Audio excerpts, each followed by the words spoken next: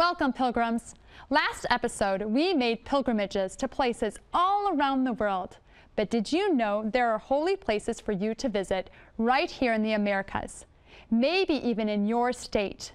Pilgrimages are times of prayer and opportunities to remember that we are pilgrims on this earth until we go to heaven, our true home. Hello, and welcome to Truth in the Heart. My name is Sister Amata Veritas from the Dominican Sisters of Mary, Mother of the Eucharist in Ann Arbor, Michigan. Today, we are going to learn about pilgrimages right here in our own country and next door in Mexico. What better place to begin than with a place Our Lady visited? She even left us a reminder of this visit. We'll begin with the Queen of the Americas at the shrine of Our Lady of Guadalupe in Mexico. Once again, Sister Mary Joseph has gone before us to our pilgrimage destination, and we can expect a postcard reporting back on her experiences. Do you know the story of Our Lady of Guadalupe? You may be familiar with the picture. It is very popular. Oh, I think I just saw Sister Teresa Benedicta. Maybe she can help us tell the story about Our Lady of Guadalupe. Sister, come here. Hi, Sister. How are you? Hi, Sister. Good. How are you today? Great, thank you. Good. Sister, I'm just telling our pilgrims about Our Lady of Guadalupe and thought you would like to tell us the story. Sure, Sister. One day, when a poor Native American named Juan Diego was on his way to Mass, he heard someone calling his name. Juanito, Juan Dieguito. This lovely voice, of course, was his Heavenly Mother, Mary. She wished him to go to the bishop to have a church built on the very hill where she stood. Despite Juan's tries, he was unable to convince the bishop of Mary's request. Mary really wanted her chapel, and so she gave Juan a miracle that would prove this to the bishop. She asked Juan Diego to pick some roses from the hill. Although it was the middle of winter, there were some beautiful roses growing there. Usually, those roses could only be found in Spain, where the bishop was from. Juan picked the roses and placed them in his tilma, a long garment that he wore. He showed the roses to the Blessed Mother. She arranged them carefully in his tilma, and Juan took the roses to the bishop. Then what happened? Well, Juan thought finding the rare roses in the middle of winter was the miracle, but it wasn't. The real miracle came when Juan Diego opened his tilma, and not only did the roses tumble out, but an image of Our Lady was on his tilma, just as she had appeared to Juan Diego. Immediately, the bishop fell to his knees. Wow, Sister. Thank you for sharing that story with us. What a great miracle. You will have to come back and visit us sometime. Oh, I'd love to. Thank you, Sister. Thanks, Sister. Bye. Today, pilgrims from all over the world come to visit our Mother, Our Lady of Guadalupe. There are many pilgrims who come from far away. Some even walk the whole way. They know their Mother is listening to their petitions and their prayers. Sometimes, on the eve of her feast day, pilgrims stay up all night to serenade their Mother with traditional songs. Everything about the image is not only miraculous, but also meaningful. I will give you an example. Did you know that the image of Our Lady on the tilma shows that she is pregnant with Jesus? The black sash that Our Lady is wearing in the miraculous picture was a way women told everyone that they were expecting a child. Also, her eyes reflect Saint Juan Diego as she saw him. And her mantle or cloak has the stars that are seen from Mexico. Through this miraculous image, she was able to teach the Native Americans who were reluctant to convert to Christianity that she is their mother and not a stranger to them. She is standing on the crescent moon, a sign of one of their pagan gods. So they realized that this woman, though she seemed very humble, was more powerful than their former gods. She points the way to the one true God. Oh, I think I heard our first postcard. Let's check in with Sister Mary Joseph to see how her American pilgrimage is going.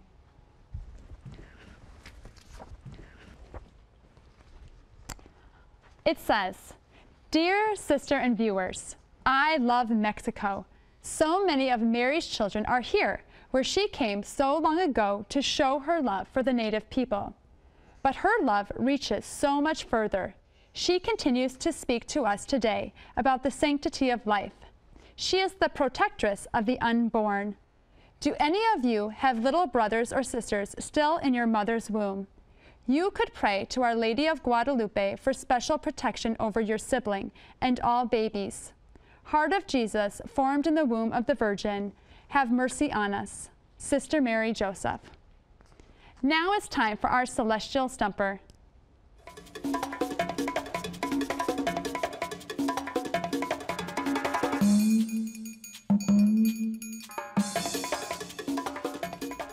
Here is our celestial stumper. What is the feast day of Our Lady of Guadalupe?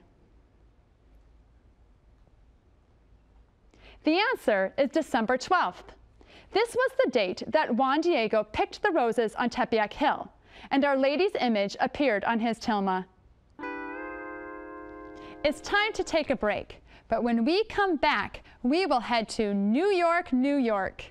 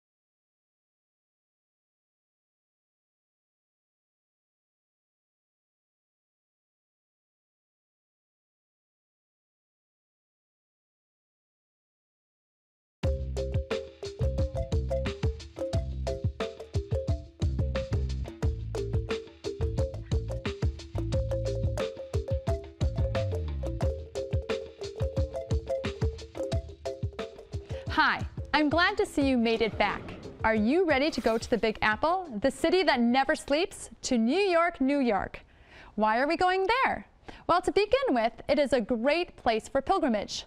One reason to take a pilgrimage is to offer thanks to God for every gift that He has given to us, and to see examples of those people who responded to His gifts by living holy lives.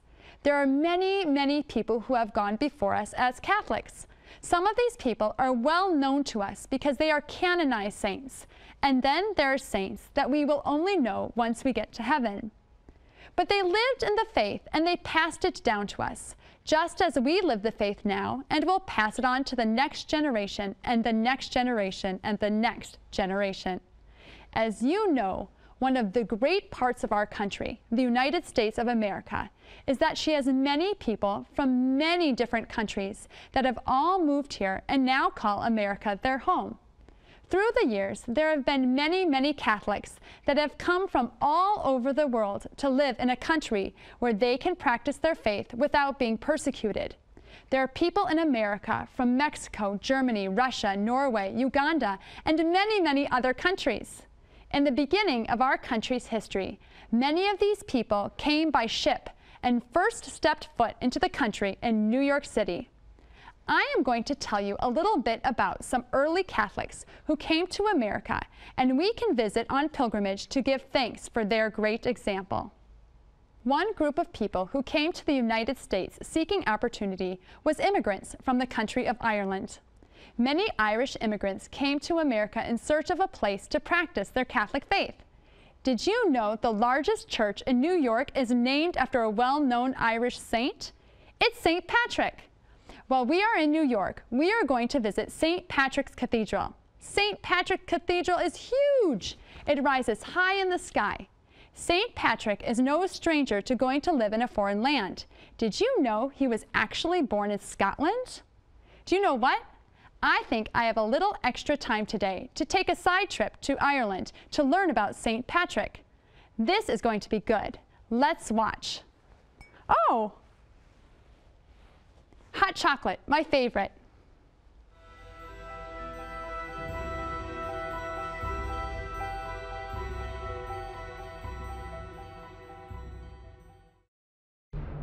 In ancient times, the land of Ireland was in the dark grip of paganism. The pagans worshipped many false gods who were appeased by witchcraft and human sacrifice. Their ruler was a king named Leary, who was served by evil sorcerers known as Druids. On Easter Eve of the year 433, the king, with his nobles, warriors, and Druids, were gathered on the hill of Tara for an important royal feast. As the king prepared to light the ritual fire, gasps began to ripple throughout the assembly. The king looked in astonishment as the light of a distant fire burst into life. For it was by royal decree that upon pain of death, no fire was to be kindled until that which was lit by the king. The outraged king demanded to know who was defying his order. The archdruids had been forewarned through the use of demonic oracles of the coming of a powerful messenger. If this fire is not put out this night, they warned, then this fire and the one who lit it will overcome us all. Hearing this, the king became enraged. He assembled his chariots and with his followers raced to the hill of Slain, where the fire was burning. He summoned the violators to come to him at the bottom of the hill. The man who came down from atop the hill was named Patrick, and he was dressed in priestly robes, all of white. Knowing that this man was a Christian, the archdruid Lochru began to insult Patrick and blaspheme God. He summoned demonic powers and began to rise above Patrick. In the face of this evil, Patrick knelt and began to pray. At once the pagan druid was cast down from the air and broken upon the rocks. Then suddenly the ground began to shake, the soldiers began to tremble, and the horses began to panic. In confusion and fear, his forces fled, leaving the king alone to face Patrick. The terrified king knelt before Patrick and asked him to come to Tara the next day so as to deliver his message to the royal assembly. This show of power had seemed to humble the mighty king, but secretly the king's mind was plotting. He devised a plan in which Patrick's small band would be attacked along the road and never make it to Tara. Patrick, sensing this plot, appealed to God for his protection. The next morning, Patrick arose with a prayer. I arise today, through God's strength to pilot me, God's might to uphold me, God's wisdom to guide me, God's eye to look before me, God's ear to hear me, God's word to speak for me. This is part of the prayer known as St. Patrick's breastplate, and he prayed it along the road to Tara. The soldiers hid in the forest along the roadside, waiting to ambush and kill the Christians when they passed by. But as they approached, the Lord transformed them to appear as a group of deer in the eyes of the soldiers. Seeing only deer, the soldiers ignored them and let the Christians pass safely by. To his astonishment, King Leary saw the arrival of Patrick to his court. He then ordered his archdruid Lochmael to call upon the pagan gods to defeat Patrick. Lochmael approached Patrick and summoned an evil darkness to surround the hill and plain of Tara. The king and his followers began to gain confidence and challenged Patrick to command his god to remove the darkness. In humility, Patrick told the crowd that he could not command God. At this, the crowd jeered, feeling now that they had won their victory. But this would not be their day, nor would another day be theirs hereafter in the land of Ireland. For Patrick raised his arms and prayed to the Lord, who that very minute answered his prayer.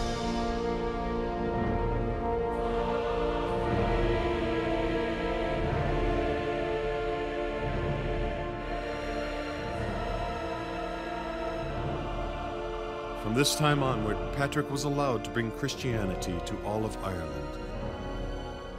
The people of Ireland broke free from the grip of paganism and were completely illuminated in the light of Christ.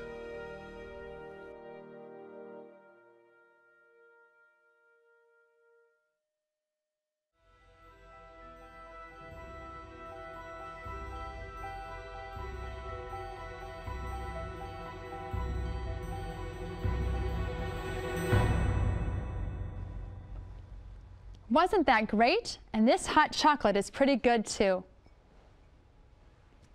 So, now you know why the Irish loved St. Patrick. He spread the Catholic faith and the love of Jesus throughout Ireland, and many, many, many years later, the Irish brought their love of Christ with them to a new land. So on our pilgrimage in New York, we can see St. Patrick's Cathedral. After many years of construction, St. Patrick's Cathedral was opened in 1879. Can you imagine the excitement of all the people? During our pilgrimage, we can visit Our Lady's Chapel and see statues of great saints like St. Francis Cabrini. While we are here, we are going to make a trip down to the crypt of St. Patrick's Cathedral. In the crypt of the cathedral are buried some of the bishops of New York City. But we are going to look for someone else. Have you ever heard of Pierre Toussaint? He is another immigrant to the United States. He came from a country called Haiti, and he has an amazing story. He isn't canonized yet, but he has been declared venerable, which means that he is well on his way. Let me tell you about Pierre. Pierre's story begins in Haiti. Pierre Toussaint was born a slave on a plantation in Haiti. Unlike many of the stories you may hear about slaves in America, Pierre considered himself to have a happy childhood. His master took good care of him and his family. His master, Jean Berard, and his family moved to New York when a war broke out in Haiti. Pierre came with the Berard family. Not long after the Berard family had settled in, Jean made sure Pierre was trained in a trade. Pierre learned how to style hair. He was very good at what he did, and all the New York women wanted their hair done by Pierre. This decision by Jean Berard saved his family, for when Jean died, Pierre supported Jean's widow. Pierre was finally freed by Marie Berard just before she died. Now that he was free, he finally could marry the woman he loved, Juliette Noel. Pierre and Juliette did many things for other Haitians and African Americans. They often took boys into their home from the street to help them find work, and they also helped support an orphanage. Everyone who knew Pierre loved him and considered him a saint. He could be seen going to daily mass and was great friends with the Irish pastor and the local parish. Pierre loved God very much and knew that he had been very blessed by him. It is now time for a quick break. But when we return, we will take a last look at the wonderful Catholic world we have around us in the Americas.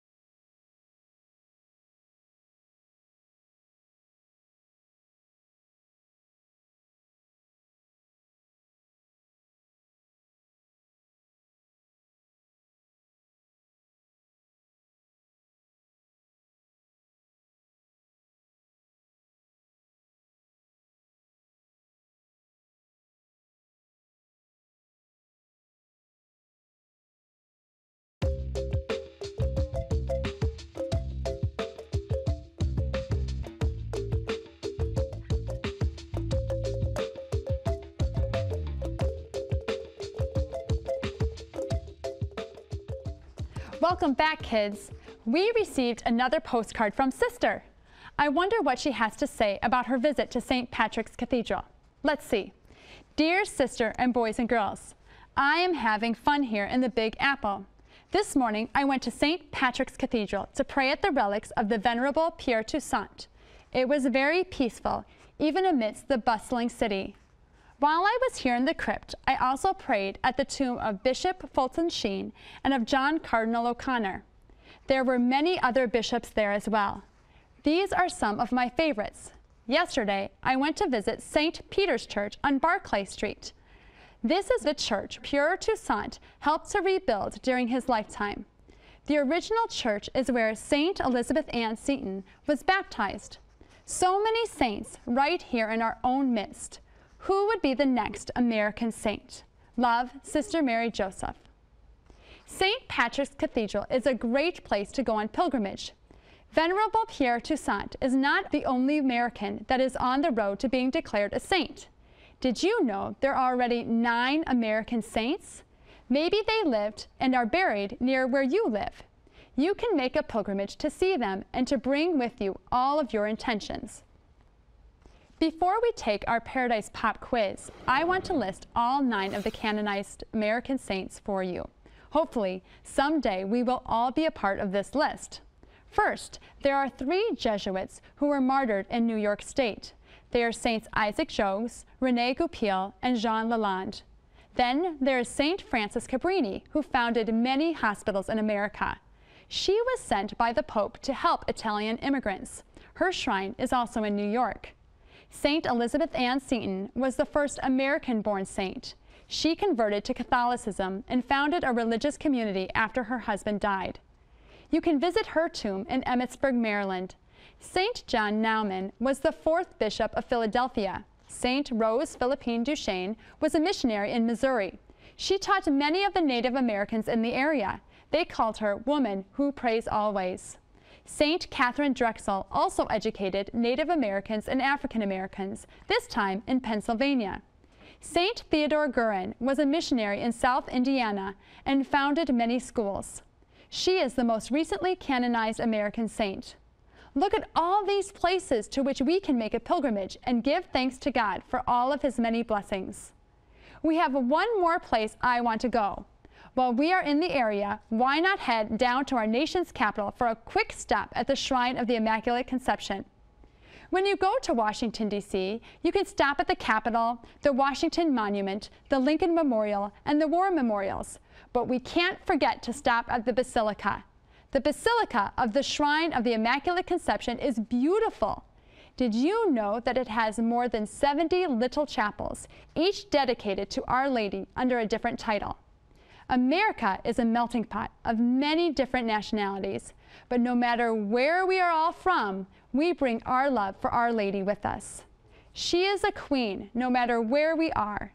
The Basilica is named the Basilica of the Immaculate Conception because it is under this title that she is the patroness of our country. Whew, we have had quite the pilgrimage. I think it is time for our Paradise Pop quiz.